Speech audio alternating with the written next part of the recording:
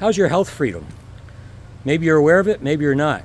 But there's a lot that's been happening the last few years as far as our health freedom, and I have one of the leading warriors, probably the leading warrior, Mr. Bigtree with ICANN, the Highwire. I've been watching the Highwire for years, haven't missed an episode. And Del, it's amazing because I feel so confident about the information that I've been putting out there, and the Highwire being the main source.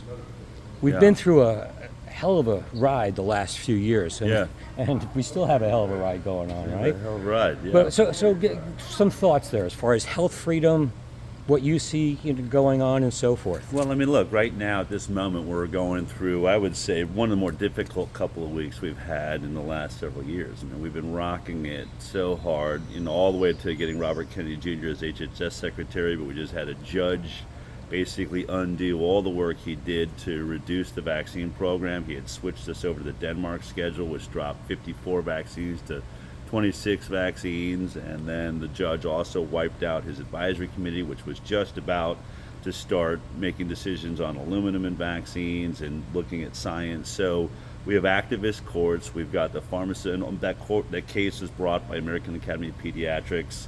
So you're up against this monolithic pharma-funded machine, and I don't think people really realize how big that thing is. I mean, I think pharma is arguably the most powerful industry in the world, and if you want to question that, just remember the COVID pandemic. What was that? That was pharma. That was pharma running WHO, WEF, the UN, and every government in the world. Like, I watched something, I forget what it was, I watched a speak the other day, just said, when have you ever seen every nation in agreement on anything? Right. Suddenly they were all in agreement that we all need to be locked in our homes, masked, couldn't go outside, watching things like in Australia, were tackling people that were going out for a coffee or a jog, forcibly injecting people with a totally unknown, untested product. So that shows you the level of power that we're up against. I mean, I feel really confident we're winning this. We're winning the battle,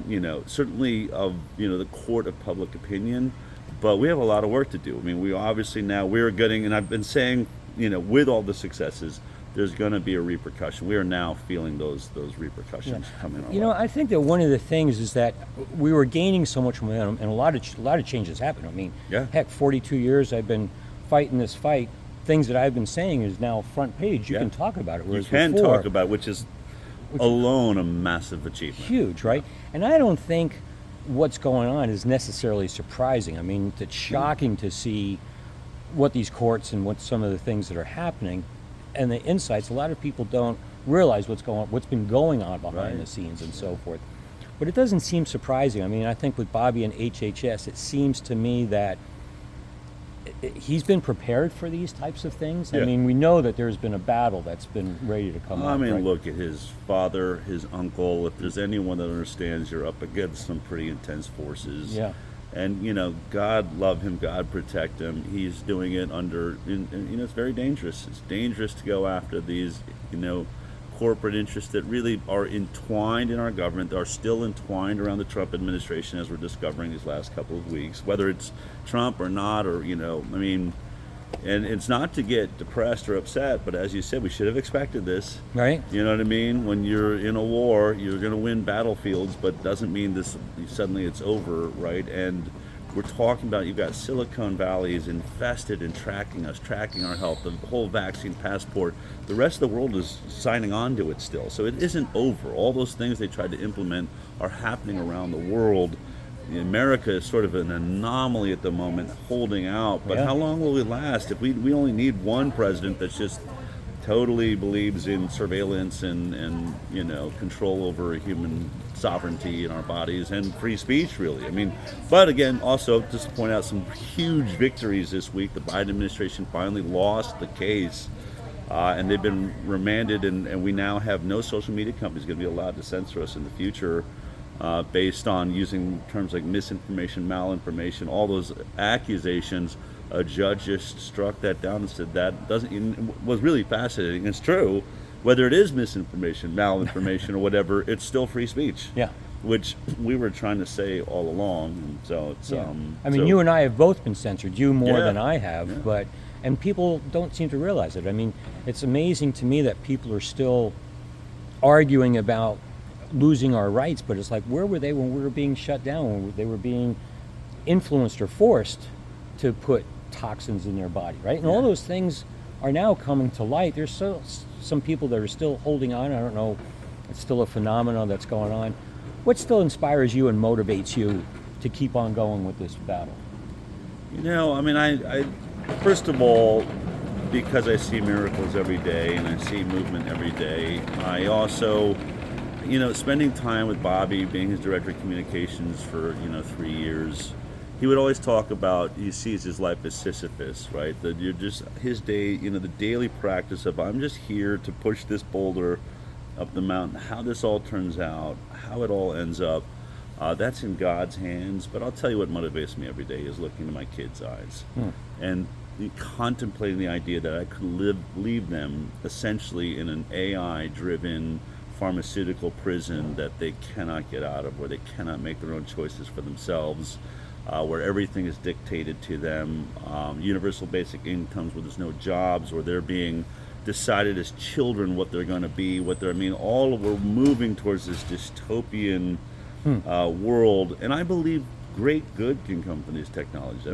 But only if the people remain in charge. If we lose control to these, really, I think it's, fascism. I mean, the original definition of fascism is corporate government, right? Where it's government for corporations, not for the people. That is really essentially, we're so close to having that, if not, right now. Yeah. And so we've got to get the power back in the people's hands. So I get up every morning just feeling like I'm alive in the most important time there's ever been for humanity, and especially as an American, the most important time there's ever been for freedom. So whether we win or lose, that is not for me to decide.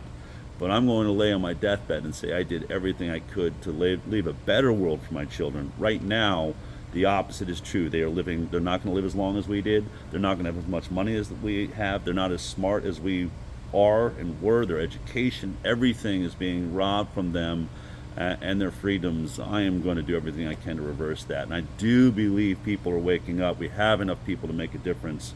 So that's my journey. Yeah, the tide has been turning. On the flight out here, it was amazing because I watched the movie Nuremberg. Oh, yeah. Right? Yeah. Which was amazing because I think Nuremberg, which people don't realize, but the Nuremberg Code, informed consent. That's what I right? named my nonprofit, informed was consent. Was the first whole rule. thing about it, right? Yeah. And when to see that and in that form was amazing. And I was like, no, we have this informed consent. We have protection on our bodies. A lot of people just were not aware of that situation. But I think COVID played a great role in that it made us more aware. We wouldn't be fighting this battle if it hadn't been for COVID right now. And they would still be insidious. And it helped wake up so many people. Just to finish this up, because I got to get ready for this talk. But I was just in Europe, and I didn't realize that the UK, 30% of England did not get the COVID vaccine. And then at the same event, someone from Denmark said, yeah, same thing with Denmark, and someone from Finland, and realized all around the world, I started looking at the stats. It's really quite astounding that 30% of the world refused to take that vaccine with the most powerful propaganda we have ever seen, using guilt, force, even taking away our jobs. And that 30% also, we didn't know we were that big because we were so afraid to speak. I mean, they were after our speech.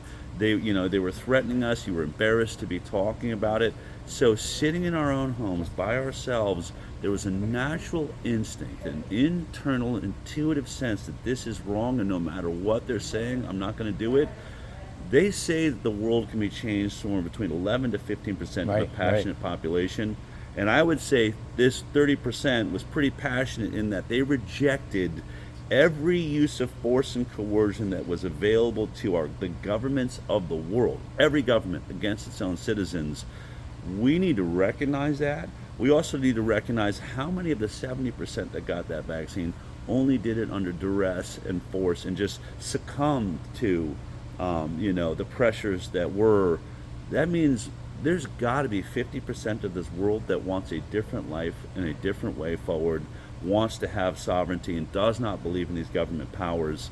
But we're not gonna all stand together if we keep being silent and hiding in the shadows. Right. And here in America, if we don't start exercising our free speech like we exercise every morning, we're gonna lose it. So all I can say is this is a worldwide movement. I think it's the biggest movement there is, despite what any polling that they're trying to show Donald Trump right now. I think he's being misled, but Yeah. ultimately I feel very positive about the energy around health and sovereignty and freedom in the world. But we've got to be very vocal and enroll everyone we can so that this becomes a very powerful voting bloc, not just in America but around the world.